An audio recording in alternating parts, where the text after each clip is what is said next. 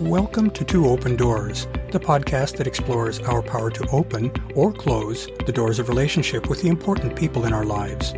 We hope you'll learn from and share your wisdom with our community. Thanks for joining us.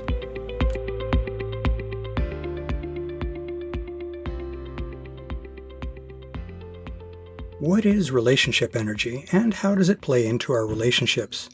As we've discussed in prior posts, relationships are a living, breathing thing. The tone of our relationships changes over time as partners get to know one another better and share more time and experience together. Relationship energy is a term that can be used to describe the tone, feel, and focus of a relationship as it evolves. In this post, we'll explore the process of relationship evolution.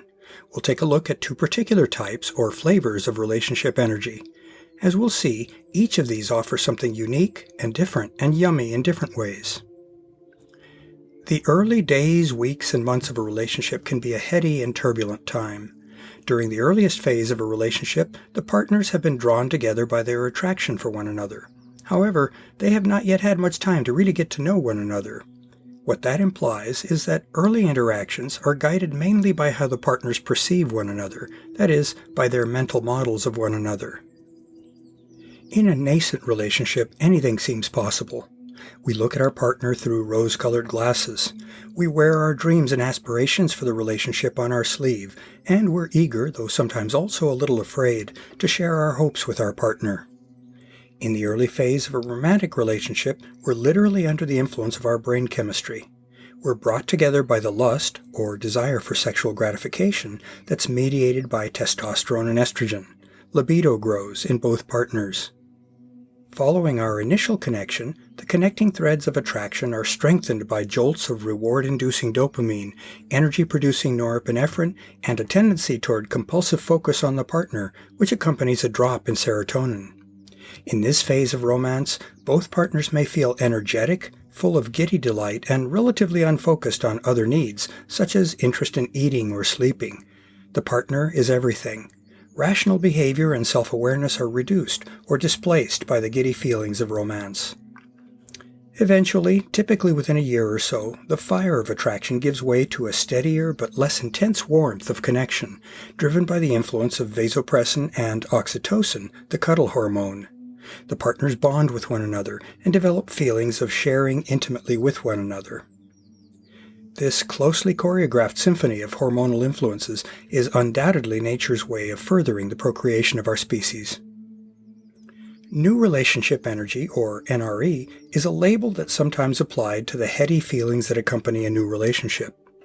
As we've just described, NRE can be an intense emotional state that can displace most of our other activities and interests. As those who have experienced NRE know, it's hard to not want to be in that euphoric state. We humans are built to respond to our romantic partners like tuning forks to a resonant key. When viewed objectively, though, that is, by someone who's not currently under the influence of NRE, being in that state for a prolonged period is not an unmixed blessing. We may become neglectful of other important things in our lives, including our own health and responsibilities. In the case of those who are polyamorous, NRE can also often lead us to neglect our existing partners. The bright and shiny new relationship can capture our attention in an almost hypnotic fashion. As we've described, NRE also dulls our rational faculties, so we become susceptible to poor judgment, such as unfairly allocating excessive time to a new partner at the expense of a beloved existing partner. Well-honed communication skills and an ability to understand and forgive can take on special importance when partners are trying to navigate the rapids of NRE.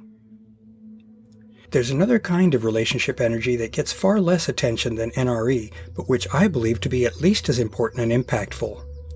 Some people refer to that as established relationship energy, or as mature relationship energy. I prefer to think of it as rooted relationship energy, or RRE.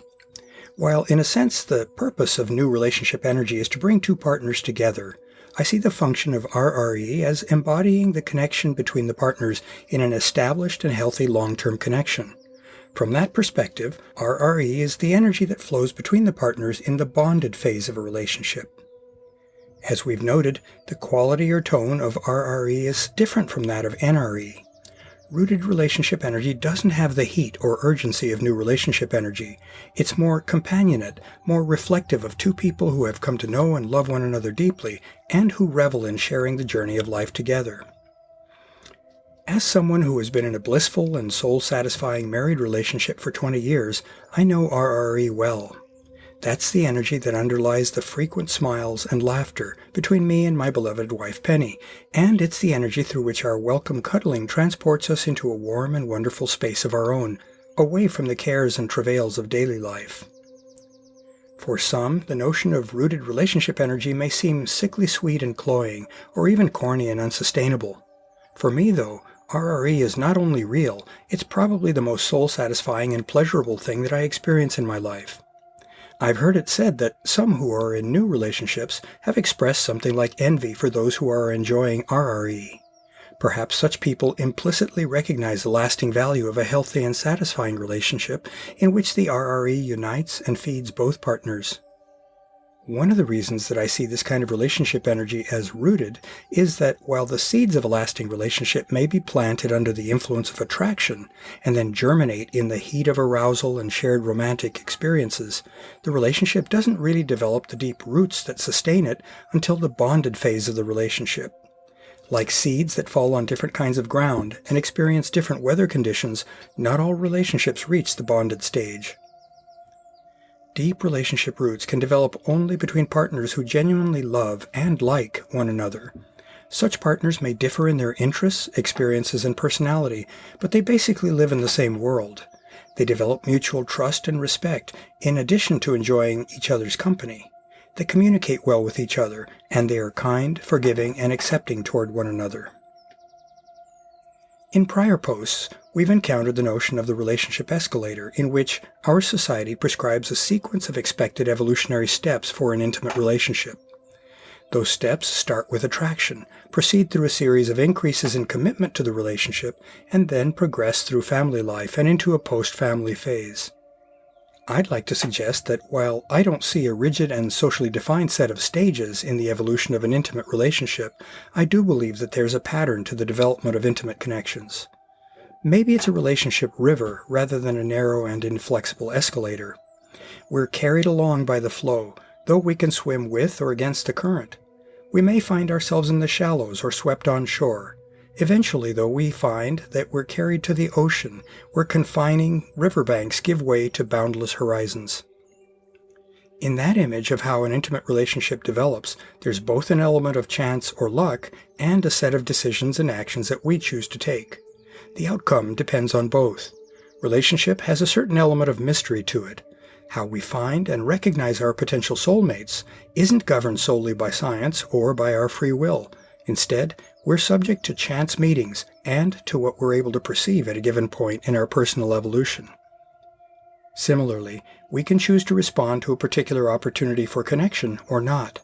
That depends not only on what we want in our relationships, but also on our personal courage, optimism, and open-mindedness. With time and experience, we can increase our awareness of relationship energy, and we can make decisions that allow more of that life-giving energy into our lives. To learn more about Two Open Doors and to engage with our community, I'd like to invite you to visit the Two Open Doors private Facebook group, the Two Open Doors meetup group, and the Two Open Doors website and blog at twopendoors.com. I also invite you to contact me directly by writing to me at Claude, CLAUDE, at twopendoors.com. I'd love to hear from you, and I'll use your inputs to guide my work on future blog posts and podcast episodes. Thanks for visiting Two Open Doors.